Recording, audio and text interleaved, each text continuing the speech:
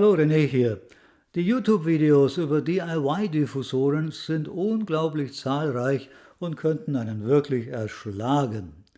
Wenn man sich die interessanteren davon anschaut, bemerkt man allerdings, dass sie von kleinen Holzbau-Genies stammen, die den Aufwand aufgrund ihrer Ausrüstung, ihrer Erfahrung und ihrer Übung als Bagatelle herunterspielen. Man schaue sich nur mal die Hollywood-reifen Werkstätten an, welche manchen dieser Semi-Profis und Luxus-DIYler zur Verfügung standen. Die locker hingeworfenen Tipps, sich dieses oder jenes von einem Schreiner vorbereiten zu lassen, gehen in Wirklichkeit schnell ins Geld und können den Spareffekt gewaltig reduzieren. Ich habe kürzlich mein Auge über meine Sperrholzplattenreste aus Regal, Basteleien etc. schweifen lassen und aus Neugier beschlossen, mal spielerisch, sozusagen fast zum Nulltarif, ein paar Diffusoren zu bauen. Nur um zu sehen, was ein normaler Hobbypfuscher wie ich so hinkriegt und ob das am Ende des Tages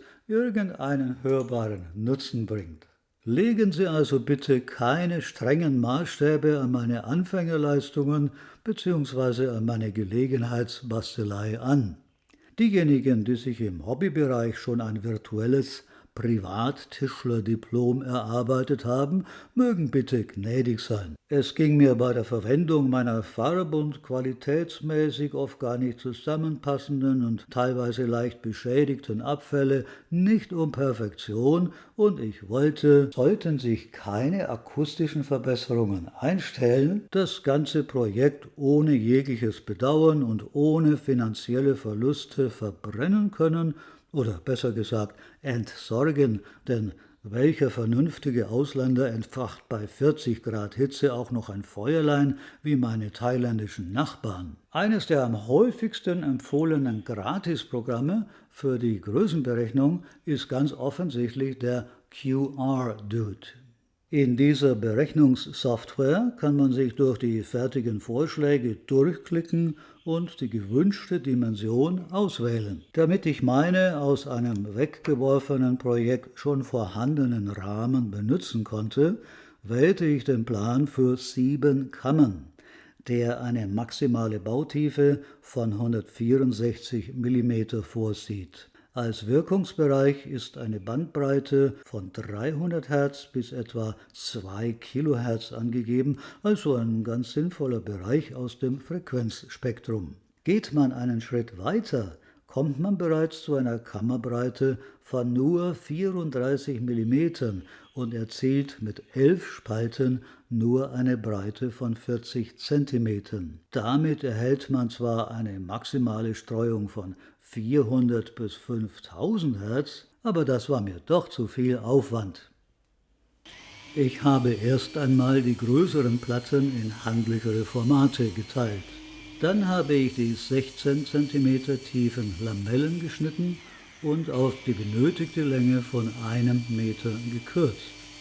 Im nächsten Arbeitsschritt habe ich 15 Stützblöcke geschnitten, alle 9,7 cm breit anstatt 10 cm, um den für die Lamellen verlorenen Platz auszugleichen. Sonst würden angesichts von 6 Lamellen bei der letzten Kammer 18 mm fehlen.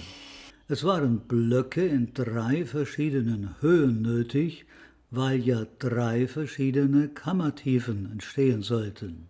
So betrug also zum Beispiel die Blockhöhe für die erste Kammer 16 cm minus 3 mm Kompensation für die Abdeckplatte.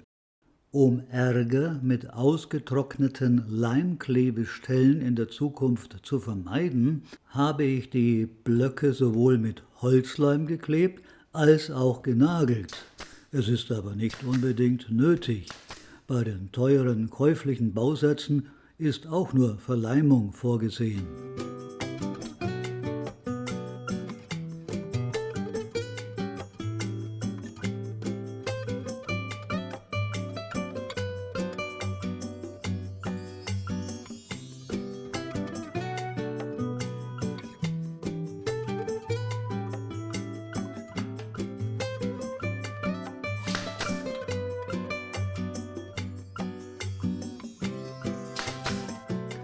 Nun konnte ich die erste Lamelle einbauen. Sie ist die Seitenwand für die erste und einzige Kammer, die 16 cm hoch werden muss. Weil die zweite Kammer die Wand der ersten fast völlig verdeckt, habe ich in Wirklichkeit nur einen Streifen im oberen Drittel eingesetzt. Die zweite Kammer ist nur 41 mm tief, erfordert also Blöcke von 11,6 cm Höhe, weil für den Abdeckstreifen wiederum 3 mm dazukommen. Ich werde das bei den folgenden Kammern nicht mehr erwähnen. Mittlerweile war der Kleber trocken genug, um die Abdeckung der ersten Kammer anzubringen. Anschließend kann man etwas Schweres drauflegen oder einfach an den Rändern mit Klebeband fixieren oder die Gürtel- und Hosenträgermethode wählen und beides tun. Es folgte die zweite Abdeckung und die zweite Lamelle. Die dritte Kammer ist die tiefste. Ich habe nur einen Abdeckstreifen als Platzhalter eingelegt. Wer nur klebt, kann die nächsten Schritte überspringen. Wenn man auch nageln will, muss man bedenken, dass der nächste Block nicht sofort geschossen werden sollte, weil man später beim Einsetzen der Lamelle keinen Platz mehr für die Pistole hätte. Deshalb habe ich das ganze Set nur geklebt, nach dem Trocknen komplett herausgehoben und draußen genagelt. Dann wieder eingesetzt.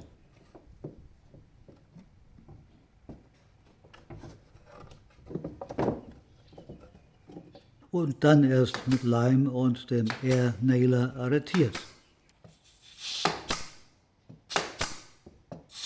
Zusätzlich habe ich die mittleren Blöcke von Kammer 1 und 2 und später bei den folgenden noch von hinten mit Klammern gesichert, was natürlich ebenfalls nicht unbedingt nötig ist, aber es war ja nur eine Arbeit von Sekunden. Wiederum war es Zeit, die Kammer abzudecken und die seitliche Lamelle anzubringen. Noch war Platz für die Pistole. Für die nächste Kammer jedoch musste ich das Set draußen vorbereiten, weil ich die letzte, also die 7. Kammer, schon eingebaut hatte, während ich auf das Trocknen des Leims gewartet hatte. Wenn man der Reihe nach vorgeht, ist das Problem nur verschoben, dann muss man eben den Einsatz für die 7. Kammer draußen vorbereiten. Oder auch nicht, wenn man nur klebt. Führungsrillen habe ich übrigens auch nicht gefräst, um den Arbeitsaufwand zu reduzieren. Wer einen Router hat, kann aber sein Projekt auf diese Weise perfektionieren. Das sieht eleganter aus und stabilisiert die Lamellen. Es empfiehlt sich übrigens, die Teile vorher zu streichen, weil der Farbauftrag in den vielen Ecken sonst sehr schwierig ist und unregelmäßig ausfällt.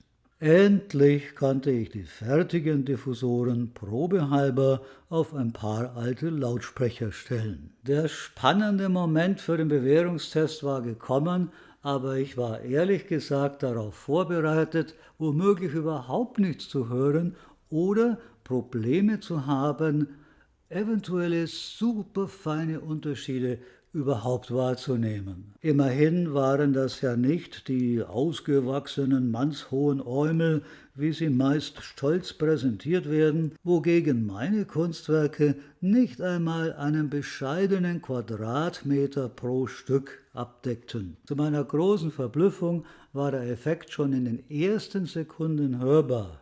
Während ohne Diffusoren der ansonsten saubere Klang an den Rändern des Klangraums leicht ausnebelte, also unscharf wurde, hatte ich jetzt eher das Gefühl, als würde die Musik durch einen Korridor auf mich zukommen. Damit meine ich nicht, dass der Klang beschnitten oder gepresst wirkte, sondern zielstrebiger auf mich zukam.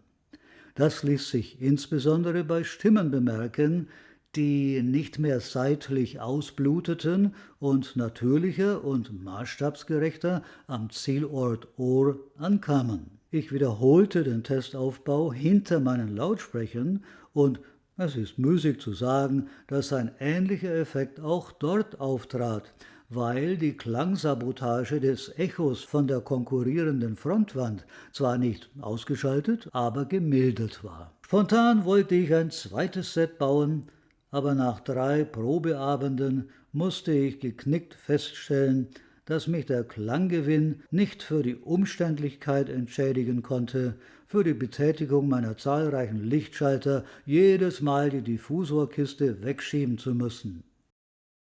Da ging es mir wie so manchem, der zwar Interesse an einer Raumoptimierung hätte, aber daran scheitert, dass kein Wohnzimmer der Welt von vornherein für die Anbringung von akustischer Behandlung konzipiert ist. Immer passt irgendetwas nicht.